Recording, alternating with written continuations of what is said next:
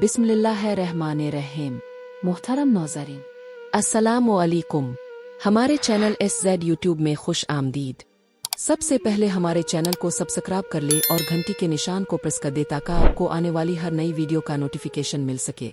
नाज़रीन, आज मैं तुम्हें एक ऐसा हैरत अंगेज और ईमान अफरोज वाक़या सुनाने जा रही हूँ जो इस्लामी तारीख के कदीम सफ़रों में से एक है।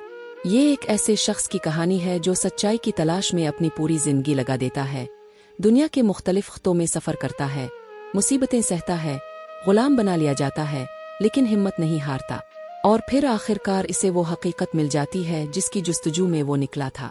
ये कहानी हज़रत सलमान फ़ारसी रज़ी अल्लाह अन्हु की है, जो अपनी हकीकत पसंदी और सब्र की वजह से तारीख़ में एक अजीम मिसाल बने। हज़रत सलमान फ़ारसी रज़ी अल्लाह अन्हु का असल नाम रोज़बा था और वो फ़ारिस, मौजूदा ईरान के एक मुअज़्ज़ज़ और दौलतमंद ख़ानदान में पैदा हुए। उनके वालिद इलाके के सरदार थे और उन्हें अपने बेटे से बेहद मोहब्बत थी। रोज़बा एक आरामदेह जिंदगी गुजार रहे थे। उनके पास माल और दौलत, इज्जत और हर तरह की नेमत मौजूद थी। उनके वालिद आतिश परस्ती के बड़े आलम थे और चाहते थे कि रोज़बा भी इसी मजहब पर चलें। चुनांचे उन्होंने बचपन से ही अपने बेटे को आग की इबादत की तालीम देना शुरू कर दी और एक दिन तो यहाँ तक किया कि इसे एक ख़ास इबादतगाह का निगहबान मुकर्रर कर दिया ताकि वो आग की इबादत के करीब रहे और अपने मजहब के उसूलों पर सख्ती से अमल करे। लेकिन कुदरत को कुछ और ही मंजूर था। एक दिन जब रोज़बा अपने खेतों का दौरा करने जा रहे थे तो रास्ते में एक चर्च देखा जहाँ ईसाई इबादत कर रहे थे। वो ये देखकर बहुत हैरान हुए और उनके दिल में ये सवाल उठने लगा कि शायद यही वो दीन है जो सच्चाई के करीब है। उन्होंने चर्च के अंदर जाकर लोगों से पूछा कि वो किस खुदा की इबादत करते हैं। उन लोगों ने जवाब दिया कि वो एक अल्लाह की इबादत करते हैं जो नजर नहीं आता लेकिन हर चीज पर कादिर है, जो हर एक को रिस्क देता है और जिसकी ताकत बेइंतहा है। ये सुनकर रोज़बा बहुत मुतासिर हुए और उन्होंने सोचा कि शायद यही सच्चा दीन है। जब वो वापस घर पहुंचे और अपने वालिद से इसका जिक्र किया तो उनके वालिद सख्त गुस्से में आ गए और उन्हें घर में कैद कर दिया ताकि वो किसी और मजहब के बारे में ना सोच सके। लेकिन सच्चाई की तलाश इंसान को एक जगह पर नहीं रहने देती। रोज़बा ने घर से फरार होने का मंसूबा बनाया और एक रात खामोशी से निकलकर शाम की तरफ चल पड़े, जहां उन्होंने एक बुजुर्ग राहिब से मुलाकात की जो ईसाईयत के सच्चे पैरोकारों में से थे। वो उनके साथ रहने लगे, उनसे दीन की तालीम हासिल की, इबादत करना सीखी और अपने अंदर अल्लाह के करीब होने की लगन पैदा की।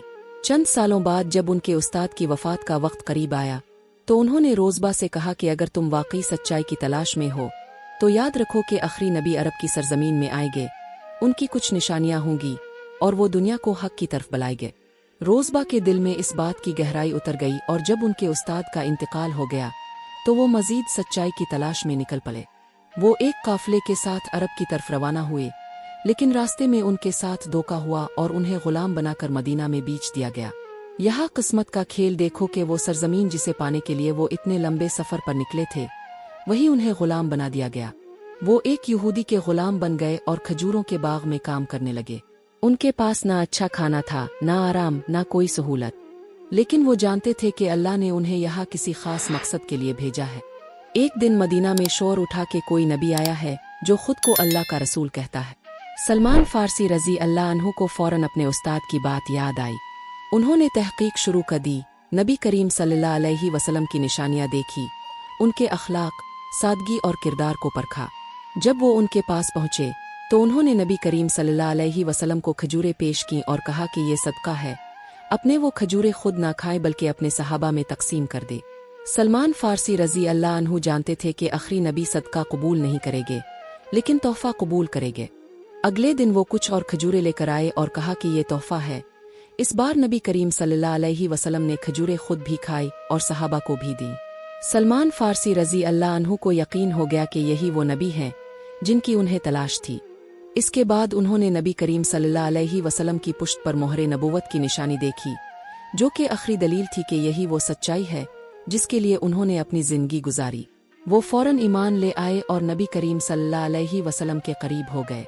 लेकिन चूंकि वो गुलाम थे, वो नबी करीम सल्लल्लाहु अलैहि वसल्लम के साथ ज़्यादा वक्त नहीं गुजार सकते थे। जब नबी करीम सल्लल्लाहु अलैहि वसल्लम को मालूम हुआ कि सलमान फ़ारसी रज़ी अल्लाह अन्हु गुलाम हैं, तो अपने उनके मालिक से बात की और कहा कि उन्हें आज़ाद कर दिया जाए। उनके मालिक ने बहुत ज़्यादा रकम और मेहनत तलब की, लेकिन सहाबा रज़ी अल्लाह अन्हु ने मिलकर उनकी मदद की और कुछ ही अरसे में सलमान फ़ारसी रज़ी अल्लाह अन्हु आज़ाद हो गए اور نبی کریم کے قریبی ساتھی میں شامل ہو گئے۔ یہ سفر نہ صرف ایک عام سفر تھا بلکہ یہ ایمان، صبر اور سچائی کی تلاش کا سفر تھا۔ سلمان فارسی رضی اللہ عنہ نے اپنی پوری زندگی صرف حق کی تلاش میں گزار دی، اپنے مال و دولت، عزت، خاندان سب کچھ چھوڑ دیا، غلامی کی زندگی برداشت کی، لیکن کبھی ہمت نہ ہاری۔ ان کا یہ سفر ہمیں سکھاتا ہے کہ اگر ہم سچائی اور ایمان کی تلاش میں نکلے تو اللہ خود ہمارے لیے راستے آسان کر دیتا ہے۔ یہی وہ جذبہ ہے جو ہمیں اپنے اندر پیدا کرنا ہے۔ اگر ہم دنیا میں کسی چیز کی تلاش میں نکلیں اور اس پر ثابت قدم رہے تو اللہ ہمیں ضرور ہماری منزل تک پہنچا دے گا۔